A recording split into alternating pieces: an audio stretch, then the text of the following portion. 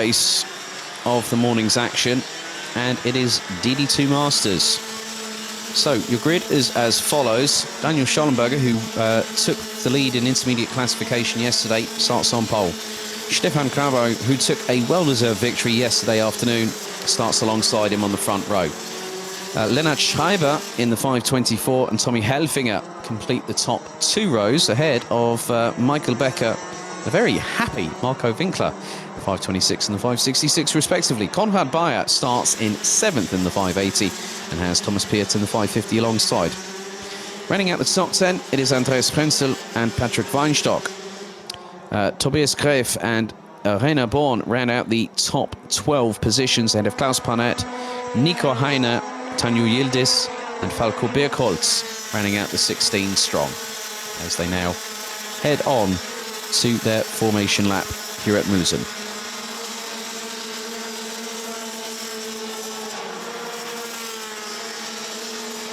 So one more race after this, then we go into the lunch break, and then we will have 8 races to conclude the day, with the Deutsche Elektrokart Meisterschaft joining us for their pre-final a little bit later on today, just after the lunch break. They will close out the show a little bit later on this afternoon, once it is all said and done.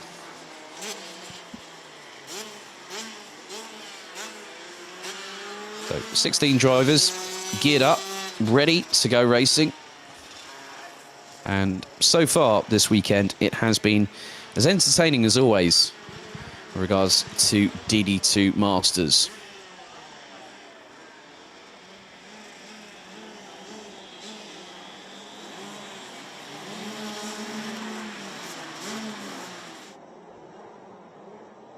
So they start to get into formation, ready and ahead of their first of 2 races, both 14 minutes plus an additional lap in duration.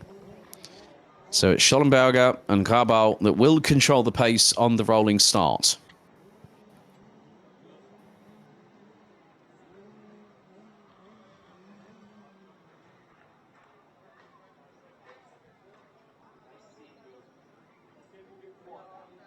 So into the tram lines we go.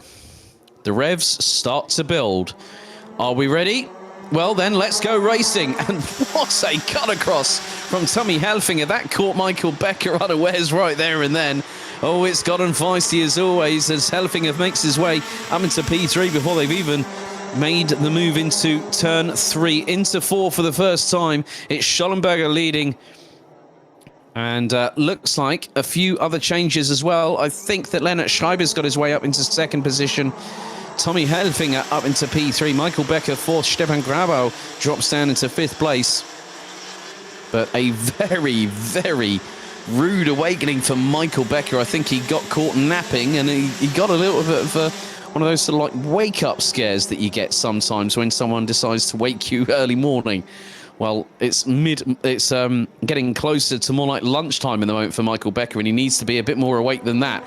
Tommy Helfinger now going side by side with Lennart Schreiber as they come across the line. 43,000 between the pair of them, and Helfinger sends it up the inside. Schreiber, gets run a little bit wide, and he's on the grass. He's back on the circuit, though, and he's lost out to Becker. He's lost out to Winkler. He's lost out to Grabau in the process. As Michael Becker was looking rather racy and looked up the inside through turn 4, and now he's going for it. He's gotten past Tommy Helfinger, and now, hang on a second, is Helfinger slowing? Helfinger just had a massive drama just there and then coming out of that corner, and I think that cart is slowing. So looking back at the, and I just saw that he came out of the chicane, and he pounded the right-hand side of the steering wheel in frustration. So I think Tommy Helfinger might be dealing with dramas as now Becker up the inside for 2nd position on Marco Winkler. It's really heating up now, and here comes Stefan Grabo. Lennart Schreiber still in the mix for this as well. So effectively, that has changed everything with regards to it. Now, where is Tommy Helfinger? Yep, I thought there might have been a problem. I think he's parked it. Helfinger's pulling into the... Helfinger's out. Helfinger's pulled into the pits. The minute he slammed that steering wheel, I knew there was something amiss. And that has caused him to retire from the race on the 2nd lap. It was all looking so promising. But now Daniel Schallenberger has run away like the cat that's got the cream, and behind Michael Becker, now thrown to the wolves, so to speak. And the first wolf that wants to be head of the wolf pack behind Daniel Schallenberger is Marco Winkler, as that left side of that rear end looks a little bit sideways, but here goes Winkler up the inside of Becker through turn 2. Becker comes back at him. The pair go side by side through 3. Oh, that nearly opens the door for Grabau. Well, it nearly did for turn 4 there, but Winkler kept it nice and tight and defensive. So a really good attempt there from Marco Winkler to go up the inside of Michael Becker, but it wasn't enough. Stefan Grabau looking to get past the 566 from FD Motorsport. We've got 10 minutes and 50 seconds still to go in this race. Helfinger is pretty much out of the running, and he's going to have to start from the rear of the grid later on in their final race of the weekend at 3:45 local time. 10.5 minutes to go. Daniel Schallenberger is leading, and the gap is further extending. It was 2.1, it's now 2.5 seconds nigh on, after what is the 4th race lap of this encounter.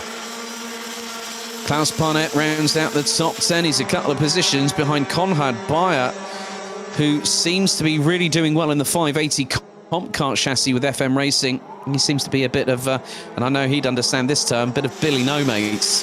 He's all on his lonesome at the minute, but he's doing a good job, is Bayer, having switched teams from RS Competition to FM Racing for 2021, and also switching chassis from Tony Kart to Comp Kart, and it has been an inspired choice. But he's got to keep his wits about him, because he's got to keep ahead of Thomas Piet, who is closing in on his back bumper at the moment in the 550. So there is Michael Becker, there's Marco Winkler, Stefan Grabau, Lennart Schreiber and Andreas Frenzel. Now one of the the second highest placed Sodi car in this race, and is closing on Schreiber in the CKR. Patrick Weinstock, Konrad Bayer, Thomas Piet is closing in. Marco Winkler is again doing what he did yesterday. He's setting fastest laps, a 51.640 for Marco Winkler, and he is trying to close in on Michael Becker. The gap has started to slightly extend to around about half a second or so, but he's got to watch his back bumper, because Stefan Grabau, who was 3.5 tenths behind at the end of the last lap, looks to be a little bit closer. But then going slightly further back, you've got Lennart Schreiber, Andreas Frenzel and Patrick Weinstock. They will be battling over 5th, 6th and 7th position. And then a little bit further back by, well, actually, Konrad Bayer has just put in his personal best, and he's running the 51.7s. He is closing on Weinstock. The gap was 1.2 seconds. It's now just under a second. So Bayer really starting to ramp up the pace, and he's actually responding to Thomas Piet, who in turn goes in and puts in a 51.745 on that particular occasion. So Tommy Helfinger, yes, was a confirmed retirement on the second lap of this race. A real shame for him, because he was looking rather racy, and he got past Lennart Schreiber in quick successive, going through the start phase. He nailed that start perfectly. Schallenberger doesn't even need to look back at the minute, because Michael Becker is so far away. He's about, well, Becker's starting to push the envelope, as is Marco Winkler. Marco Winkler now puts in another fast lap, a 51.481 for the 566. He really seems to have found a good base setup on that Paralin chassis, and he started to build upon that over the course of the weekend. He's had to make these fine tunes and fine tweaks with the mechanic at the team, and it's really paid dividends for him. But at the moment, with just over half of the race to go, Daniel Schallenberger is keeping himself consistent. A 51.799 on lap 5, a 51.642 on lap 6, a 51.702 lap 7. We're about to complete lap number 8. He is consistently running at a high level, a 51.591. And I've just seen that the 506, there was a 5-second penalty for Tommy Helfinger, but that's not really going to cause any problems for his race, because effectively he's out of it. Michael Becker has been passed by Marco Winkler for second position. So the Paralin really coming on strong in the second phase of this race for Marco Winkler. Stefan Carvalho is trying to close in as well with 6.5 minutes to go still on the clock.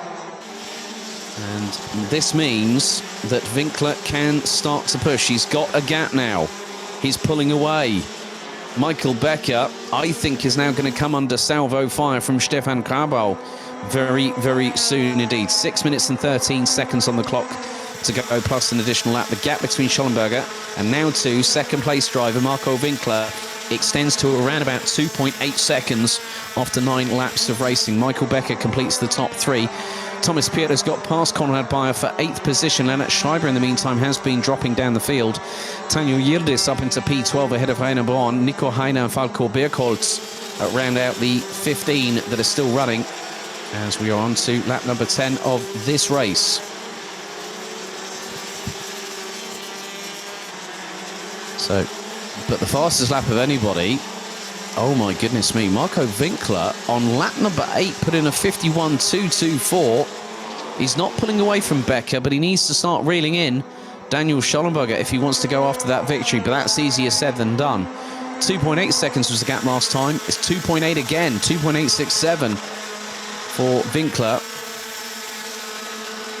as Michael Becker's trying to get past him, but Becker, who's now set a personal best, went over 0.15, over a tenth and a half quicker than Winkler on the previous tour. He now is starting to close.